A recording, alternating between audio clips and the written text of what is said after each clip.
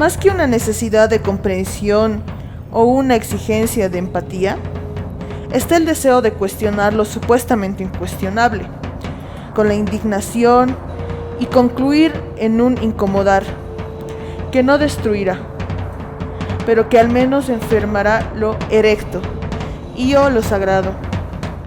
Concluir en una incomodidad que exigirá las partes actuales de la sí misma en un último aliento orgiástico de la irreverencia pura ante la piel violada de lo que solía llamar yo, y los restos se diseminarán sobre los nuevos fragmentos que bailarán sobre las ruinas y la pudredumbre.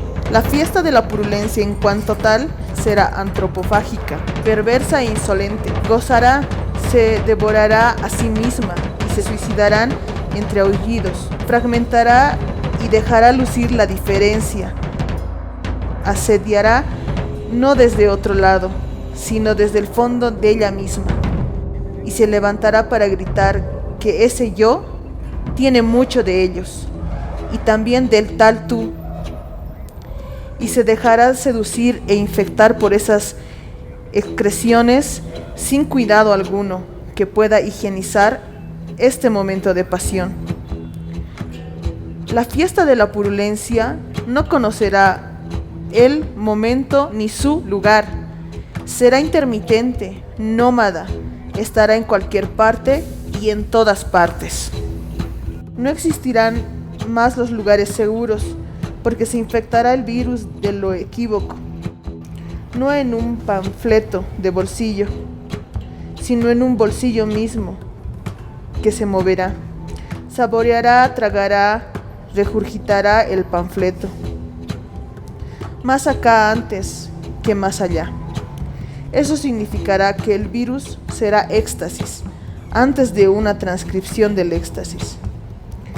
Será sin bordes en todas partes y no necesitará huir de la violencia del otro, sino que el virus será violencia y no habrá un otro. Rehabitará la violencia en circunstancia y acontecimiento.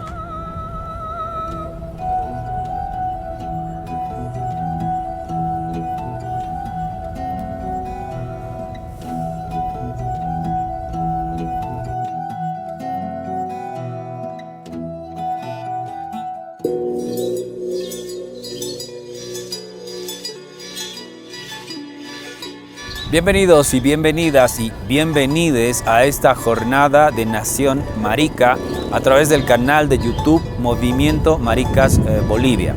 Una propuesta, un programa audiovisual itinerante, callejero, que semanalmente ocupa diferentes espacios públicos de la ciudad de La Paz y de la ciudad del Alto.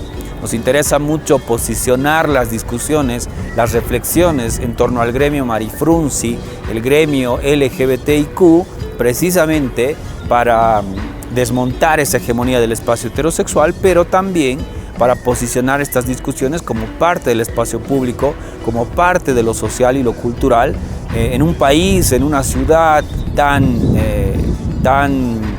hegemónica, ¿no?, desde lo heterosexual.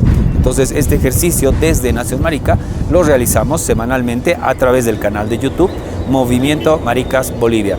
En esta oportunidad nos encontramos en la Extranca Sencata, en esta zona que de repente es muy simbólica en términos, ¿no?, de pensar el mes patrio, de pensar la bolivianidad o la no bolivianidad, ¿no? Recordemos que la zona de Sencata, el distrito 8, ha estado en la vanguardia. Si hablamos, ¿no?, de los hitos históricos, de los quiebres del Estado-Nación, ¿no?, del 2003, el 2019, y lamentablemente, claro, es este conglomerado, esta colectividad de personas que han puesto los muertos en el 2003 y también el 2019, ¿no? Entonces creo que es importante situarnos en este espacio público para reflexionar precisamente el mes patrio desde Bolivia, desde la bolivianidad o la no bolivianidad. Para este programa tenemos una invitada muy especial. Nos encontramos con Shade Mamani Calizaya. Shade es una compañera que viene del colectivo Huiñaiguara DSG de la Ciudad del Alto, a quien le damos la bienvenida. Shade, bienvenida a este programa Nación Marica Callejero desde la ex tranca Sencata de la ciudad del Alto. Muchas gracias, Edgar, muchas gracias, Roberto. Para mí es siempre un honor estar con ustedes, además una alegría siempre reencontrarnos para charlar, para debatir, para empezar a confabular también, ¿no?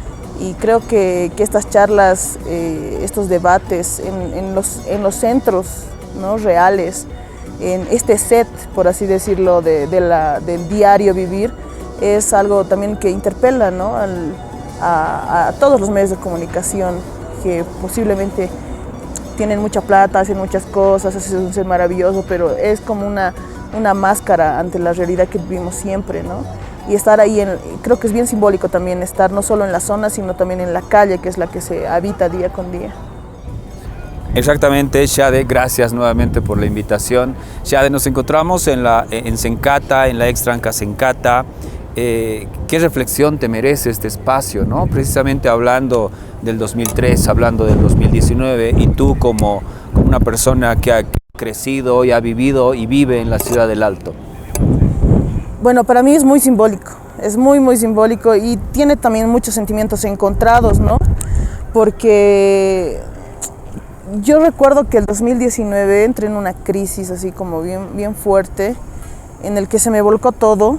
Y empecé a vivir de noche y a dormir de día por toda esta situación en la que nos encontrábamos.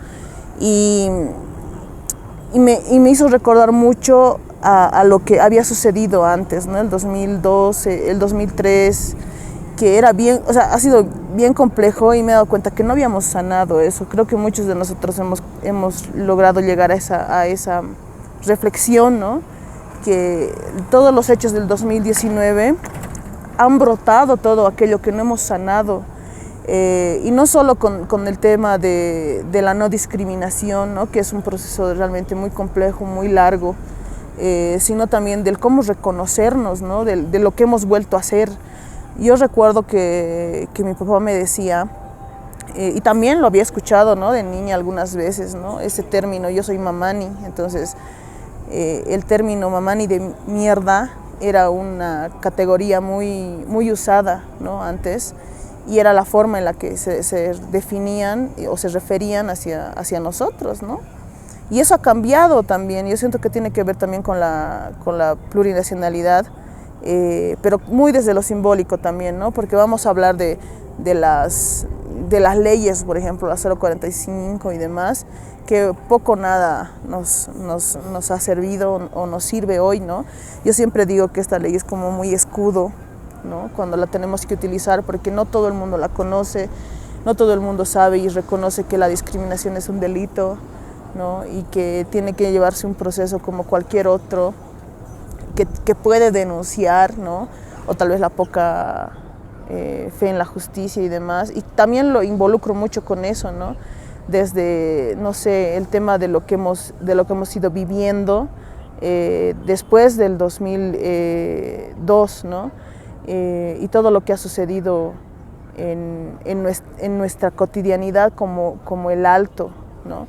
El tema de yo me he involucrado mucho con las organizaciones juveniles, y siento que uno de los legados más grandes que ha dejado esa juventud del 2002-2003 ha sido la rebelión y la revolución de las juventudes, que creo que hasta el día de hoy no se ha podido perder. Y creo que también eso tiene que ver mucho con la plurinacionalidad, ¿no? El cómo representarte y defender de dónde vienes. Y eso me evoca también, ¿no?, y me mueve Sencata.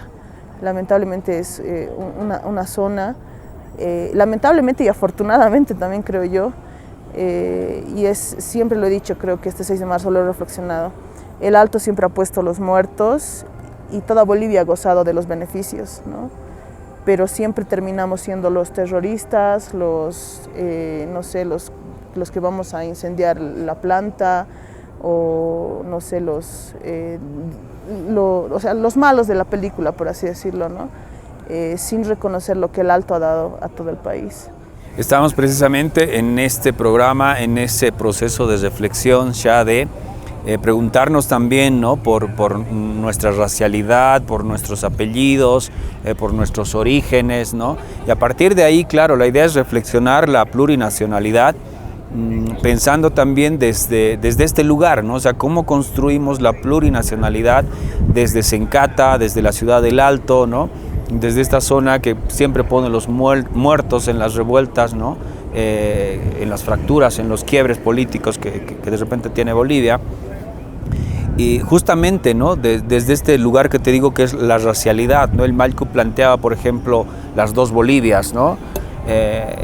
Y queremos un poco reflexionar también si esas dos Bolivias, ¿no?, la Bolivia abandonada, ¿no?, la del área rural, la Bolivia indígena, tiene lugar en este nuevo concepto, ¿no?, de la plurinacionalidad, ni tan nuevo también, ¿no?, que viene ya como que construyéndose, planteándose desde el 2009 con la nueva Constitución Política del Estado.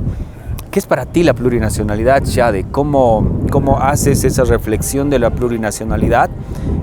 Pongámosle como hito el 2009, ¿no?, desde la nominación de la nueva Constitución Política del Estado, y también un poco antes, digamos, ¿no?, porque antes, claro, la conformación de la República de Bolivia, claro, era un Estado-nación monolítico, ¿no?, una sola lengua, más homogénea, ¿no? En cambio, lo plurinacional precisamente como que viene a romper con eso. Para ti, ¿qué sería o qué es lo plurinacional? Siento que lo plurinacional es una deuda histórica, ¿no?, que se ha tenido con los pueblos indígenas originarios o campesinos. No siento que tengamos, ¿no?, como estas dos Bolivias. Bueno, sí siento que hay dos Bolivias. No siento que se le haya dado un espacio a esta Bolivia abandonada, más al contrario, siento que se ha tomado ese espacio, ¿no?, porque se corresponde. Y siento que ha ido pasando estos últimos años a raíz de toda esta reflexión de la plurinacionalidad, porque no podemos hablar del dar o del brindar, ¿no?, un derecho, ¿no?, sino del tomarlo porque nos corresponde.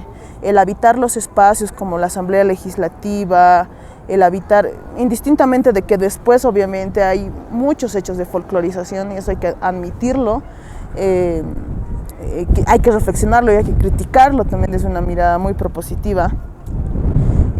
Siento que son espacios que siempre nos han pertenecido, pero que nunca nos los han querido dar. Y como nunca nos los han querido dar, los hemos tenido que tomar, ¿no? Y eso creo que es totalmente válido. Los espacios, todos los espacios que hemos llegado a habitar hoy en día, son espacios que se han ganado con luchas constantes, ¿no? Desde, no sé, desde el tema indígena originario campesino, incluso desde la interseccionalidad del LGBT y las diversidades. Son espacios y son derechos que se han ganado a plan de lucha. Entonces, para mí eso es la plurinacionalidad, una deuda histórica que han tenido, ¿no? No solo con nosotros, nosotros, que posiblemente estemos gozando de esta nueva Bolivia, ¿no?, que se está construyendo, que la estamos construyendo también nosotros y nosotres, sino es una deuda histórica con nuestros ancestros, nuestras ancestras, ¿no? Yo recuerdo mucho y me cala mucho todavía el discurso que tenía mi abuela, por ejemplo, ¿no?, cuando yo era niña. El tema de no haberme enseñado aymara, de no haberme hablado en aymara. Y eso yo siento que era el tema, o sea, era todo lo que a ella le habían metido que tenía que ser su nieta, digamos, ¿no? No tiene que hablar aymara, tiene que ser una señorita, ¿no? Tiene que estudiar, tiene que ser profesional, tiene que estar lo más lejos posible de ti, ¿no?, de todo lo que eres tú, porque va a sufrir igual que tú. Entonces, el haberse despojado ella, el haberle despojado de la opción siquiera de de llevar polleras a mi mamá, o del hecho de que obviamente por herencia generacional no se me haya dado la opción a mí de vestir pollera, tiene que ver también con esa deuda histórica, con lo que eran nuestras abuelas, nuestros abuelos, nuestras madres y nuestros padres en esa antigua Bolivia, ¿no?, en esa Bolivia que no era plurinacional. Entonces, o que tal vez siempre la ha sido, pero nunca ha querido reconocerse como tal, ¿no?, porque siempre hemos existido, siempre hemos estado ahí, simplemente no había un tema de reconocimiento que se ha elevado muy simbólicamente a la llegada de Evo Morales, pero que desde antes ya se tenía una construcción, ¿no? Desde, no sé, la llegada de los Remedios al Parlamento, ¿no? Por ejemplo, que ha sido una lucha bien simbólica, una llegada bien simbólica de una mujer, de la primera mujer de pollera en el Parlamento, ¿no? Y eso ha ocurrido mucho antes que Evo Morales llegue al poder, ¿no? Entonces siento que tiene que ver mucho con eso. Para mí la plurinacionalidad es esa deuda que creo que todavía sigue pendiente, que tenemos mucho por avanzar, mucho por hacer, pero que ya está instaurada en el cotidiano, ¿no? Y la muestra clara son estos debates. Son todos estos espacios que se han tomado, en los que estamos habitando y en los que antes no podíamos habitar. Exacto, Shade. Ahora, ¿tú crees que lo plurinacional o la plurinacionalidad está aterrizando en la realidad cotidiana, por ejemplo, de esta zona en Sencata o de cualquier boliviano, boliviana, boliviane, ¿no? Que ese reconocimiento constitucional de las 36 naciones indígenas, originarias, campesinas, ¿no? Se traduce en lo cotidiano o qué está pasando también con lo plurinacional? Yo siento que existe una hegemonía muy marcada, ¿no? Una hegemonía muy marcada de lo aymara, de lo quechua, ¿no? Que es como, obviamente, las naciones mucho más, tal vez, fuertes o grandes, no sé si el término entra, pero existe como un abandono muy evidente, ¿no? hacia no sé, naciones de tierras bajas, por ejemplo, ¿no? Que para mí creo que todavía para esa población todavía que está emergiendo, porque yo conozco muchos líderes, lideresas de tierras bajas que hacen muchos intentos, ¿no? De no solamente la reivindicación, qué sé yo, de los territorios y demás, que son una lucha constante en tierras bajas. Y siento que todavía existe como que un no me importismo de las autoridades. Entonces ahí todavía queda mucho por hablar, mucha tela que cortar. Existe una hegemonía que creo que es clarísima, sin embargo siento que sí se ha ido traduciendo en el diario vivir, ¿no? Hoy, por ejemplo, es Día de la Bandera, ¿no? Pero no veo ese civismo que yo veía cuando era niña, digamos, que todas las casas tenían que estar embanderadas de tricolor, ¿no? Y si nos damos una vuelta por cercanías, vamos a contar con nuestras manos, así, con los dedos de nuestras manos, si encontramos casas con la bandera. Y creo que tiene que ver también con esa ruptura de esa hegemonía que ha existido, del solo somos bolivianos y punto, ¿no? Sino el habernos podido reconocer con otro tipo de simbolismos también. No sé, por ejemplo, la huipala, que yo siento que también ha corrido no sé, ha sido protagonista de muchos debates, muchas luchas, y de todo, pero en la calle también, ¿no? La huipala. Entonces, siento que también tiene que ver con eso, lo que hoy sucede con el tema del civismo, por ejemplo, ¿no?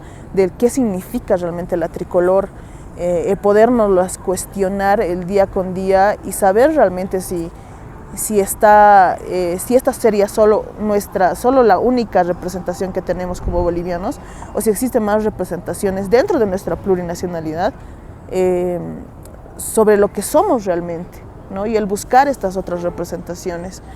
Siento que está calando, siento que tal vez es muy largo el camino, porque tenemos que tener en cuenta cuánto ha habido detrás de nosotros de una negación y un intento de borrar nuestro pasado histórico, ¿no?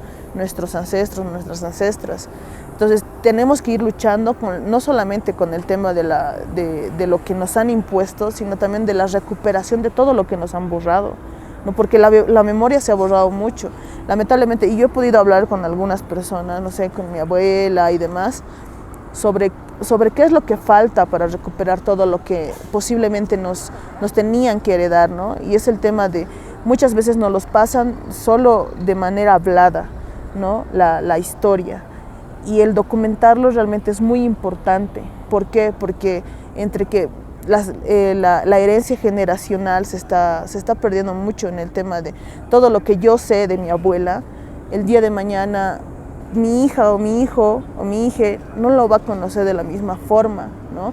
Y me gustaría que sí lo conozcan, ¿no? Entonces siento que también tiene que ver mucho con eso, porque la plurinacionalidad no es algo nuevo, sino es algo de la recuperación también, yo siento, de la recuperación de todo lo que han vivido nuestros ancestros, nuestros antepasados, nuestras antepasadas, y que lamentablemente se ha ido perdiendo por toda esta imposición, ¿no? que ha habido no sé, del tema cívico, del tema patriótico, que ha ido calando en la memoria, en el imaginario también de nuestros ancestros, de nuestras abuelas y nuestros abuelos. Eso me parece importante, Shade, porque claro, tú planteas, ¿no? Al igual que muchas otras personas, que hay una deuda, o sea, hay una deuda histórica, ¿no? Que de repente viene un poco a, no a resolver, pero por lo menos a minimizar esa deuda histórica, digamos, ¿no?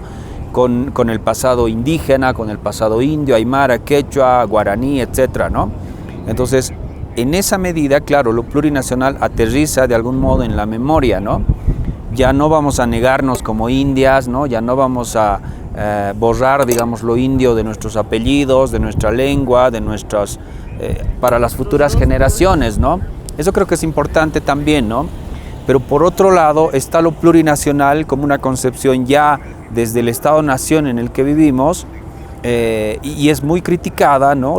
Usar lo plurinacional en el sentido demagógico, ¿no? O sea, sí, para aprovecharse políticamente y encaramarse en el poder y quedarse en el poder, digamos, ¿no? Desde una élite, claro, propiamente del movimiento al socialismo, ¿no? ¿Cómo ves tú ese análisis, no? ¿Hay un uso demagógico de lo plurinacional? Realmente el uso demagógico creo que siento que es lo más evidente que podemos ver. Creo que realmente tendríamos que estar muy ciegas, para no darnos cuenta, ¿no? Y también siento que eso ha sido más, o sea, la reflexión ha ahondado más después de las crisis que hemos vivido.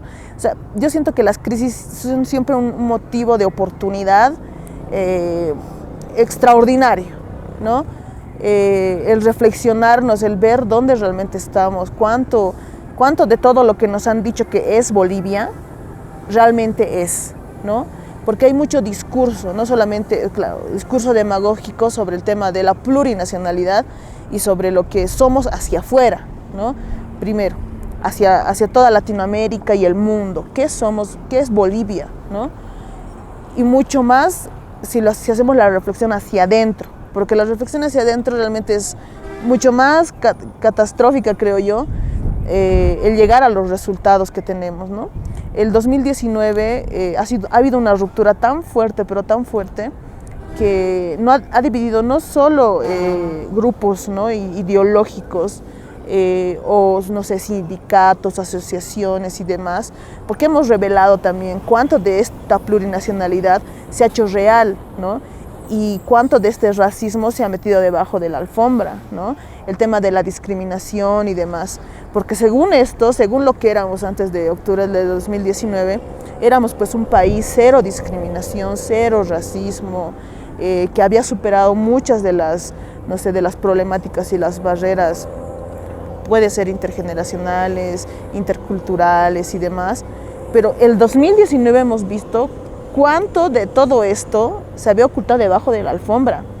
Y siento que eso es lo que más, la muestra más clara de cómo se ha utilizado la plurinacionalidad de manera demagógica, ¿no? ¿Por qué? Porque ha revelado qué realmente somos y para quiénes, ¿no? Y quiénes realmente han logrado utilizar este discurso para beneficio propio, ¿no? Y que los que menos han salido beneficiados de esto ha sido realmente el pueblo, ¿no? ¿Y quién es el pueblo? Pues los de a pie, ¿no? Los que estamos, como quien diría, los de abajo, ¿no? Y ahí nos hemos dado cuenta de quiénes estamos abajo y quiénes estamos arriba. Porque ha habido una discusión tan hasta violenta de lo que realmente somos y de cómo nos vemos, ¿no? Yo me acuerdo que en plena militarización teníamos reuniones con la Articulación de Mujeres y Feministas Pluridiversas del Alto y La Paz, y se había elegido el espacio del Montículo, ¿no? para reunirnos. Entonces habíamos muchas de nosotras que teníamos que cruzar toda la ciudad para llegar a Sopocachi, ¿no? Y también porque era un espacio, entre comillas, muy seguro en ese momento, ¿no? nos escondíamos, nos reuníamos de manera muy así underground, pero, o sea, era el cómo esa zona misma evocaba, ¿no?, el tema del racismo, el cómo te veían. Yo me acuerdo que me movilizaba mucho por teleférico, por el tema de que no había auto, y habían algunos lugares en donde sí se podía, digamos, como correr más rápido por teleférico, y era cambiar o sea, es realmente la forma en la que cambian las miradas de las personas en ese momento de crisis, por solamente tu aspecto y tus rasgos faciales, ¿no?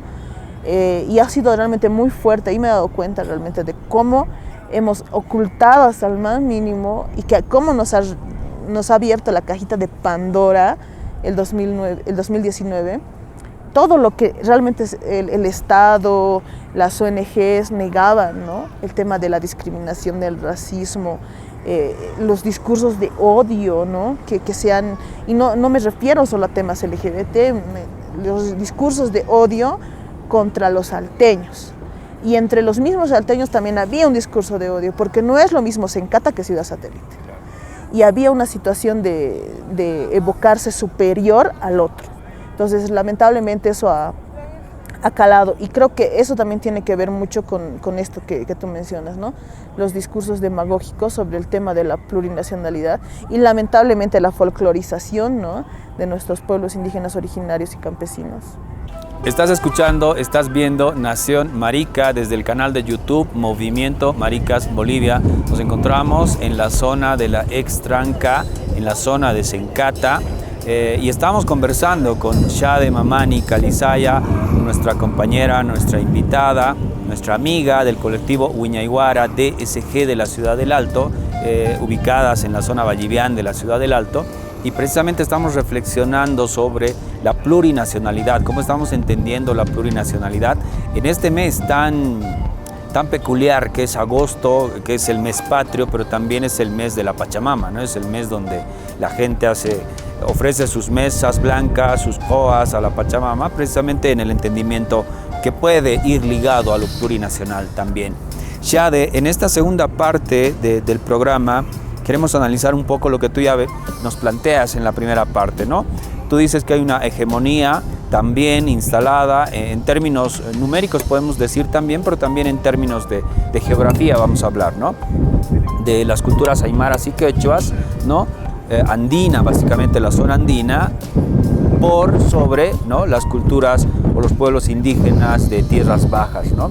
¿Cómo estamos viviendo ese proceso? ¿Cómo vamos a entender la plurinacionalidad? En el entendido de que se han instalado otras hegemonías, ¿no? Las andinas sobre de las tierras bajas. Yo creo que existe lamentablemente siempre una calca de estas hegemonías, ¿no? Y que ninguno de los ni sectores, ni estratos, ni nada pueden llegar a salvarse de ellas. Somos una calca, o sea, de todo lo colonial que nos han dejado, lamentablemente. Y obviamente el tema de lo plurinacional y de las hegemonías de ciertos pueblos indígenas originarios sobre otros es algo que no podemos negar. Sin embargo, siento que hay como una lucha constante, ¿no? He podido estar cerca no solo de colectivos, sino de lideresas, de representantes, de dirigentes de tierras bajas, que la lucha, ¿no?, es una lucha constante de todos los días, ¿no?, sobre el tema no solo el tema de la visibilización de sus demandas y el reclamo de sus demandas, sino de su propio territorio, ¿no? La lucha de su territorio sobre todo lo que está sucediendo, ¿no? El tema de Balachepete, por ejemplo, y otros espacios, ¿no? Que incluso espacios que son protegidos y que lamentablemente pues en este discurso demagógico también del tema de la madre tierra, ¿no?, no se respeta, ¿no? Y es lamentable, porque yo siento que también tenemos que hacer una reflexión, ¿no?, desde todos los lugares en los que habitamos. Y he visto muy poca, por ejemplo, ¿no? No comparto muchas de las ideas que mantienen, ¿no?, de las posturas. Las respeto, muchas de otras ideas sí las comparto, de movimientos indianistas, ¿no?, que están haciendo teoría, y eso es totalmente, o sea, es admirable. Yo lo admiro. Hay muchas cosas que no comparto, sí, pero desde ahí ves el tema de la producción, por ejemplo, ¿no? Intelectual, ¿no? Y creo que es mucho de la herencia que deja el Malcu también, ¿no? O de lo que ha provocado también él, indistintamente de que haya estado él cerca o no, sino que nos ha dado mucho de lo que podemos ser también, ¿no? De lo que podemos hacer, los límites básicamente que no deberíamos de tener, ¿no? Sin embargo, eso no lo veo, ¿no? en tierras bajas. Quiero entrar a eso precisamente, Shade, ¿no? Me parece muy interesante lo que estás planteando, porque hay un andinocentrismo, ¿no? Hay una cooptación política, demagógica también de la parte andina de Bolivia, ¿no? Desde los movimientos originarios, campesinos, movimientos sociales, etcétera, ¿no? Y eso, lamentablemente, yo siento que está impidiendo que se consolide o que se construya la plurinacionalidad, ¿no? Y por otro lado, está como que esta lucidez, vamos a decir, ¿no? De las culturas indígenas de tierras bajas, ¿no? El Tibnis, ¿no? Lo que tú dices, el Balachepete, proyectos que el Estado quiere echar mano, digamos, en afán capitalista, ¿no? De la selva, ¿no? El oriente boliviano, ¿no? Pero o sea, ahí está la lucidez. ¿Por qué? Porque nosotras sentimos que hay también una mirada así más crítica desde tierras bajas, porque no hay una cooptación como lo hay en la parte andina. ¿Tú crees que está pasando eso? Sí, es algo que, al punto que también que iba a llegar, ¿no? El tema lamentablemente, de cómo se tacha, ¿no? A todos estos movimientos y a todos estos territorios de opositores, ¿no? Para restarles esta validez que ha pasado con lideresas, con dirigentes, con representantes de estos territorios que he conocido, que las tratan de anular, tratándolas de derecha, ¿no? Son de derecha y por eso no quieren que, no sé, su pueblo avance, que su pueblo, o están viniendo y realmente no tienen ninguna demanda válida, y es la forma en la que tienen de anular. El Tibnis es una muestra clara, el Balachepete es una muestra clara, ¿no? De todo lo que realmente, y siento que es eso, ¿no? Como el equilibrio de cómo deberíamos de haber resistido en nuestros espacios, y de cómo realmente nos han dividido para cooptarnos, ¿no? Porque no es un secreto lo que sucede en la ciudad del Alto, por ejemplo, ¿no? Como de repente puede suceder en otras ciudades también, ¿no? Existen dos FEJUVES, existen dos de todo, ¿no? La oposición y el oficialismo. Y lamentablemente a quién resta más, siempre es al pueblo, ¿no? Y lamentablemente eso también se está generando dentro de los territorios. Y están tratando de hacer eso. No lo están logrando tal vez con la misma profundidad con la que han logrado tal vez en nuestros territorios andinos, pero lo están tratando de hacer, y creo que es una de las formas de invisibilizar sus luchas también, ¿no? Ahora, existe una profunda resistencia que lamentablemente, pues no sé si por la locación en la que nos encontramos, porque no se da mucha prioridad o no se repercute de manera que, o sea, no se le da la amplitud que debería de tener estas demandas de los territorios bajos, sino que siento que no se está escuchando las voces de las compañeras, ¿no? Y es algo que siempre reflexionábamos, ¿no? Con lo del Tibnis, por ejemplo, obviamente ha habido una recepción, ¿no? Llegaba la marcha y demás, y se recibía a los compañeros, a las compañeras. Pero han existido otras marchas más después de eso, que no han tenido tal vez la misma contundencia, porque se ha hecho un bloqueo comunicacional para que no se sepa realmente hasta dónde se está llegando todos estos proyectos que lamentablemente están yendo en contra del mismo discurso que se maneja, ¿no? Del tema de la Pachamama, del medio ambiente, de la madre tierra y demás, ¿no? Que es lamentable. Y obviamente la división, creo que la división y el racismo juegan ahí un papel muy importante sobre la división de las clases, de las razas, ¿no? Muy entre comillas, que todavía se sigue utilizando, ¿no? El Colla, el Camba, ¿no? El guaraní, el aymara por un lado, el guaraní por el otro, y siento que es algo de lo que siempre se va a servir el poder. Siempre se va a servir el poder para no terminar de complementariedad, o sea, para no terminar de llegar a ser completo esta plurinacionalidad que sería el objetivo, digamos, ¿no? En real, no solamente en discurso, ¿no? siento eso. Estás escuchando, estás viendo Nación Marica desde la zona de Extranca, desde la zona de Sencata. Nos encontramos con Shade Mamani Calizaya, la compañera, nuestra amiga del colectivo Huiñaiguara DSG de la Ciudad del Alto. Y estamos en esta zona precisamente reflexionando la plurinacionalidad en este mes, el mes patrio, entre comillas, pero también el mes de la Pachamama, ¿no? Y hacer esta reflexión desde la zona de Sencata, para nosotras es un ejercicio político en el entendido de que primero hay una suerte de habitar políticamente el espacio público, desestabilizar esa hegemonía heterosexual, pero también posicionar estas reflexiones que salen pues de cualquier estudio de grabación, de canal televisivo, de medio masivo de comunicación, ¿no? La idea es estar también en la calle reflexionando qué país queremos, qué país tenemos, ¿no? Cuál es el horizonte de país que queremos construir también. Shade, en esta tercera parte del programa queremos hablar un poco de cómo aterriza la plurisexualidad o lo plurisexual, ¿no? Cómo se traduce, para empezar, la plurinacionalidad, esto que tú vienes planteando, ¿no? Desde la memoria histórica, familiar, individual, ¿no? De no negarse india, no borrarse eso indio de nosotras, ¿no? ¿Cómo aterriza esa plurinacionalidad o cómo se traduce esa plurinacionalidad en tu realidad cotidiana como lesbiana y como aymara? Yo siento que es una reflexión realmente muy profunda, ¿no?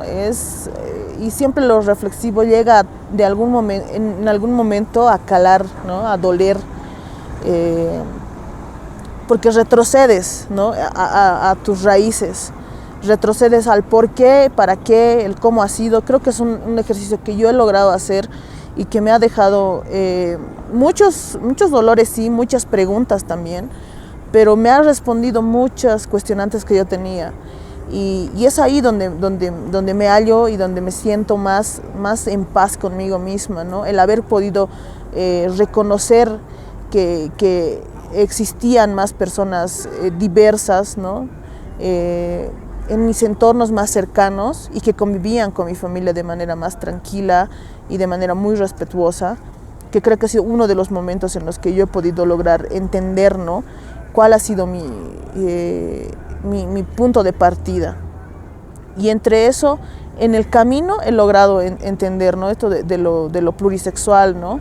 De cómo realmente yo como lesbiana me reconozco aymara también, porque yo sé que hay sangre aymara por mis venas.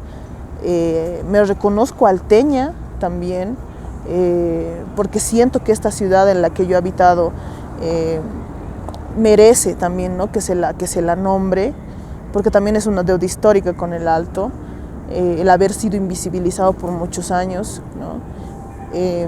Y todo eso suma también, ¿no? El tema de lo que realmente te puedes llegar a reconocer en toda esta reflexión, no solo desde el momento en el que empiezas a reflexionarte, sino desde tu niñez, ¿no? ¿Qué pasaba conmigo? Yo, una nieta de una chola, ¿no? Una chola carnicera, de un mercado, de una villa, como una niña, ¿no? Que se estaba encontrando en su ser lésbico podría reconocerse también y el no negarse india, ¿no? Porque ha habido un transitar y un momento en la historia en el que todos negaban a sus padres indios, ¿no? Podrían llegar a ser todo menos indios. Sí. Y siento que eso también tiene que ver mucho con el aporte de la plurinacionalidad, ¿no? Con el antes y después del 2009. Y tiene que ver mucho con el habitar en los espacios que nos corresponden, ¿no? El no negarlos, porque no tenemos por qué migrar a otros lugares para sentirnos mejores o para sentirnos alguien, ¿no? Porque no eres alguien en la vida. Entonces, es bien complejo ese ejercicio, y siento que, y cuando he ido caminando, por ejemplo, ¿no? Hace ya 6 años con el colectivo, he empezado a construir tal vez de manera mucho más colectiva algo que yo ya había estado construyendo de manera individual, porque sentía que era algo solo mío, ¿no? Que ese malestar del no poderme hallar en espacios blancos, en espacios, no sé, en otros espacios de otro tipo de clase social, donde no me hallaba porque no tenían las mismas demandas que yo, porque no tenían las mismas necesidades que yo, porque no querían hablar de las mismas problemáticas de las que yo quería hablar. el crear este espacio ha sido importante, ¿no? Para esta construcción de lo que hoy soy y de lo que no solamente yo me reconozco, porque sé que me puedo ver en los espejos de otros y en los ojos de otros compañeros, compañeras, compañeros que están construyendo su realidad desde la diversidad sexual o desde lo plurisexual o desde lo eu a lo eusa, pero como realmente quieren, ¿no? Sin negar ninguna de sus raíces, sin negar las polleras de su madre, sin negar las mismas polleras que podríamos llevar nosotras, nosotres, porque es algo que yo recuerdo que decía la María, las polleras no solo se llevan en la cadera, se llevan en el corazón, y siento que eso también es parte de lo que he ido reflexionando, ¿no?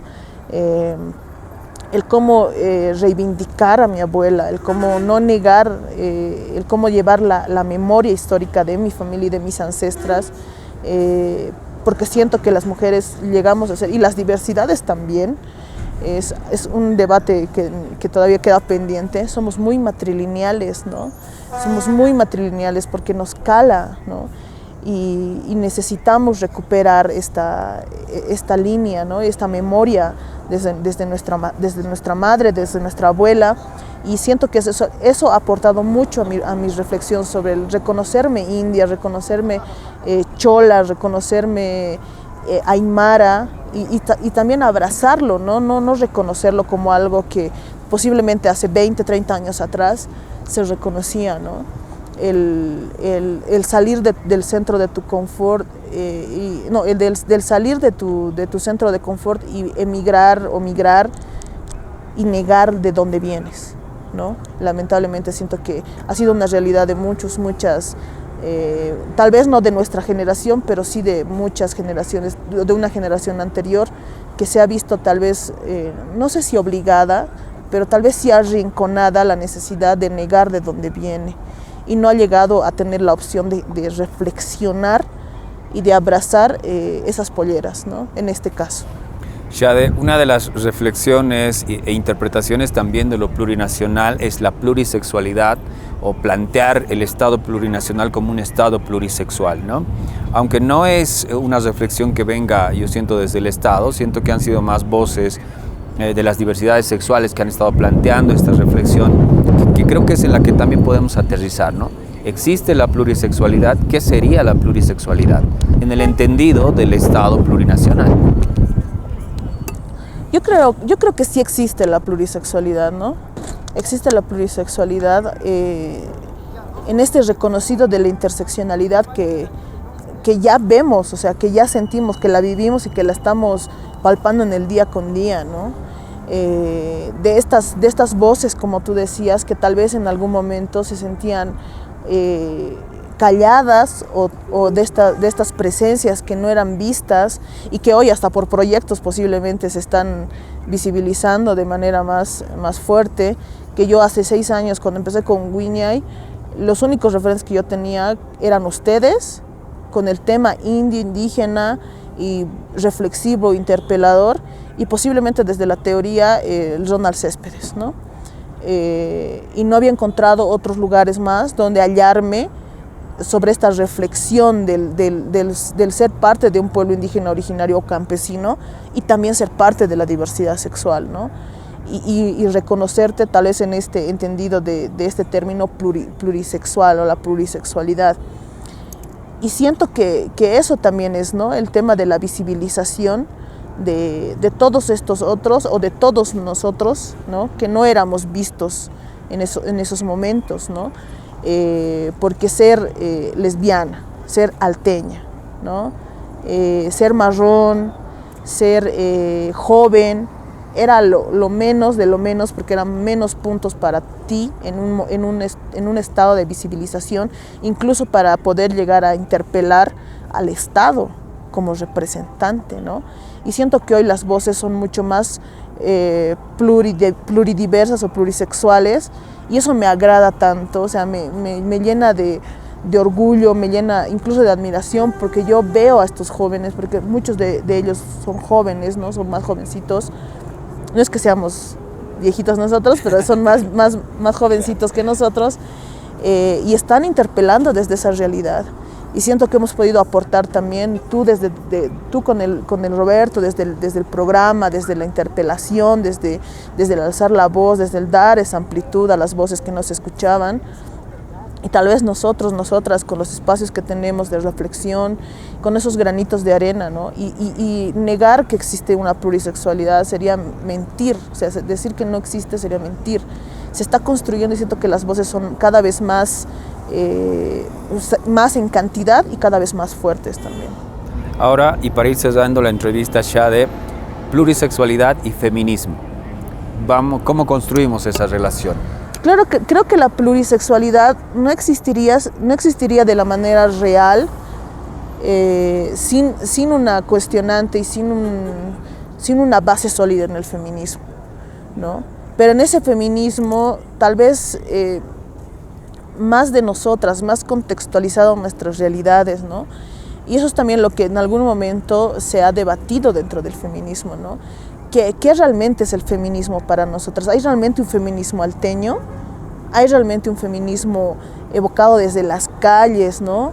Y es algo, por ejemplo, que yo tal vez lo he charlado alguna vez con alguna compañera que está cerca de los movimientos indianistas, ¿no? El cómo no se reconoce al feminismo todavía, ¿no? Porque se cree que es un privilegio de clase todavía entrar al feminismo, ¿no? Y también tiene que ver mucho con el tema de cómo se han gestado, ¿no? Los movimientos de mujeres, organizaciones de mujeres en el Alto, ¿no? Porque es muy nuevo también el término feminismo en el Alto como término, pero no como lucha, ¿no? Porque yo siento que las organizaciones sociales, las organizaciones de mujeres han construido mucho desde su feminismo, pero desde el feminismo que lo llama la María muy intuitivo, ¿no? Entonces, yo no concibo una plurisexualidad sin el feminismo y creo que sería una nueva propuesta, una propuesta muy interpeladora a solo lo LGBT como hegemonía, digamos, ¿no? Como siglas, porque eso es lo que nos ha faltado, ¿no?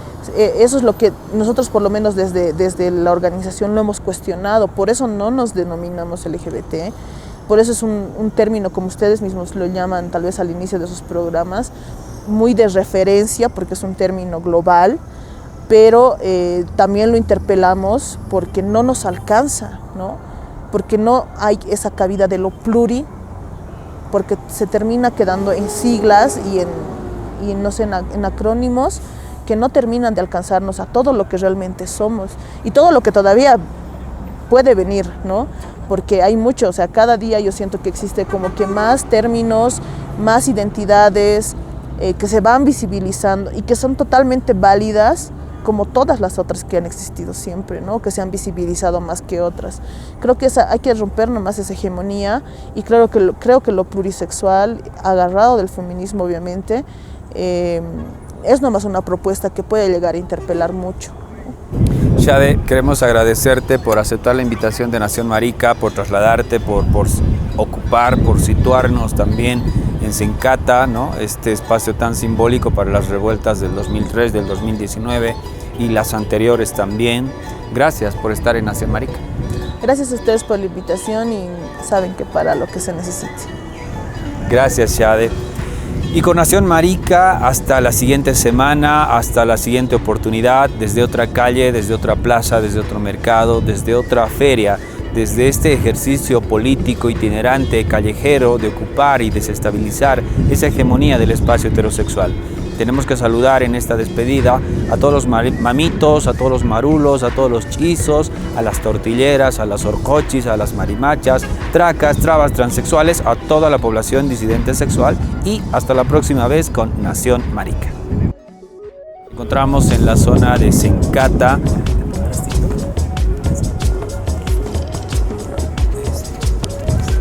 Hay ruido del viento, ¿no? Este viento, va. Ya, ahora sí. Ya.